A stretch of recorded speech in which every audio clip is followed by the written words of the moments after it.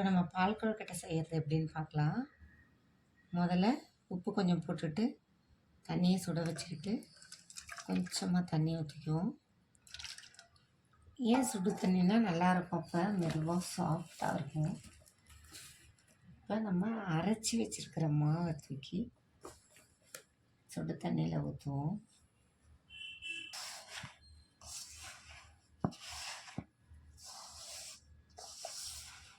நல்லா பிசைஞ்சிக்கணும்.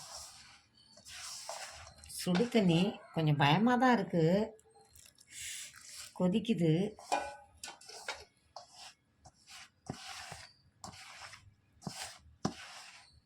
சுடு தண்ணியில் போட்டு பிசையும் போது சாஃப்ட்னஸ் கிடைக்கும் நம்மளுக்கு. கொழுக்கட்டையும் சூப்பராக இருக்கும்.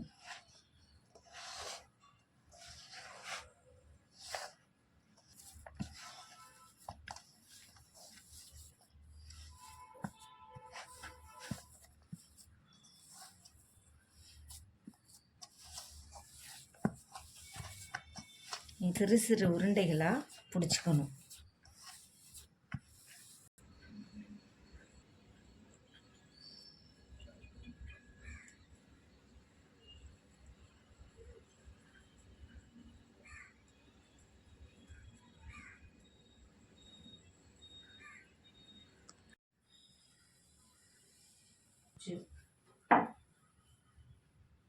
இப்போ ஒரு குக்கரை அடுப்பில் வச்சு தண்ணியை நல்லா காய வச்சுக்கணும்.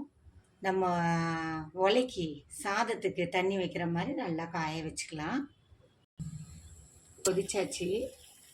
கொதிச்ச உடனே நம்ம என்ன பண்ணுறோம், இந்த கொதிச்சு வச்ச உருண்டையெல்லாம், ஐயோ கீழெல்லாம் சிந்துது.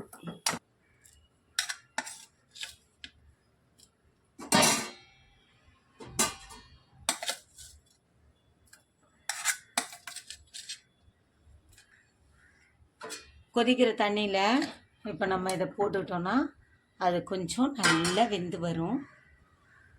இப்போ நம்ம ஏலக்காய் எங்கே இருக்குது,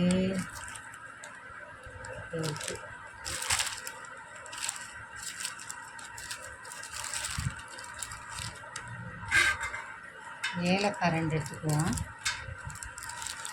அதுக்கப்புறம்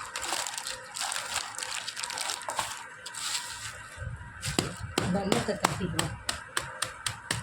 இது வெல்லம் போடும்போது அது ஒரு இது நம்மளுக்கு அப்படியே சத்து கிடைக்கும். ஏன்னா சர்க்கரையை விட வெண் சர்க்கரையை விட நாட்டு வெல்லம் ரொம்ப இல்லை. இப்போ நம்ம இதில் வெல்லத்தை கொட்டிக்கலாம். வெல்லம்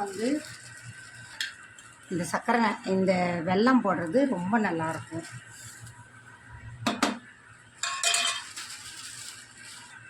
ஏலக்காவையும் தட்டி போட்டுக்கிட்டாச்சு. இப்போ நம்ம அடியில் பிடிச்சிரும் ஒரு ஏரியா இது பண்ணாலும். நம்மளுக்கு நல்லா வெந்து வந்துருச்சு. அழகாக நம்ம என்ன போட்டோமோ அதே அழகாக கரையாமல் வந்துருச்சு. எப்பயுமே இது உருண்டையாக எடுத்து சாப்பிடும்போது குழந்தைங்களுக்கும் நல்லா பிடிக்கும். இப்போ நம்ம காய்ச்சி வச்சுருக்கிற பால் வச்சுருக்கோம், 1/2 லிட்டர் பால் நல்லா திக்காக இதை ஊற்றிக்குவோம். அப்போ பால் ஊற்றினா தான் பால் கொழுக்கட்டை. இது பேரே பால் கொழுக்கட்டைன்றதுனால நல்ல பாலை ஊற்றணும்.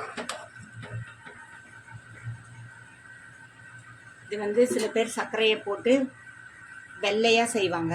நம்ம வெல்லம் போடுறதுனால அப்படியே ஒரு மாதிரி காஃபி கலரில் காஃபி கொதிக்கிற மாதிரி இருக்கும். இது வெல்லம் தான் போடணும், ஏன்னா வெல்லம் போட்டால் தான் நல்லது.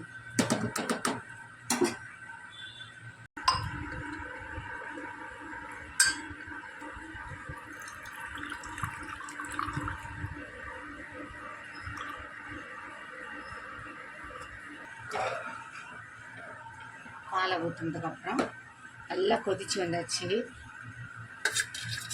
தேங்காய் பூ நல்லா திருவி வச்சு தேங்காய் பூவை கொட்டிடுவோம். அது நல்லா மெண்டு சாப்பிடும்போது, அந்த கொழுக்கட்டையை சாப்பிடும்போது தேங்காயும் பல்லில் அரைப்படும் போது நல்லாயிருக்கும். எப்பயுமே எல்லா பொருளையும் எங்கள் அம்மா வந்து தேங்காய் தான் போட்டு செய்வாங்க. இதுலேயும் தேங்காய் பூ போடும்போது செம்மையாக இருக்கும் நம்மளுக்கு. ஓகே விவர்ஸ், டிஃபன் ரெடி, வாங்க சாப்பிட்லாம். இந்த மாதிரி நீங்களும் உங்கள் வீட்டில் செஞ்சு பாருங்கள். செஞ்சு பார்த்துட்டு கமெண்டில் வெல்லம் போட்டு செஞ்சால் எவ்வளோ நல்லா இருக்குது, டேஸ்ட்டாக இருக்குன்றத கமெண்டில் சொல்லுங்கள். லைக் பண்ணுங்கள், ஷேர் பண்ணுங்கள், சப்ஸ்கிரைப் பண்ணுங்கள். சாப்பிட்லாம் வாங்க. ஆவி பறக்கும் டீ கடைன்ற மாதிரி கொழுக்கட்டை. ஆன்சிமா சொல்லுமா, சாப்பிட வாங்க.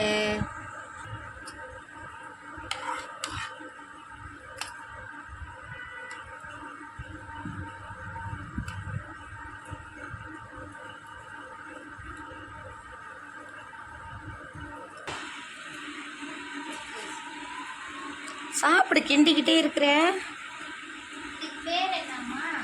பால் கொழுக்கட்டை. பால் ஊற்றி செய்யறதுனால பால் கொழுக்கட்டை. ம்,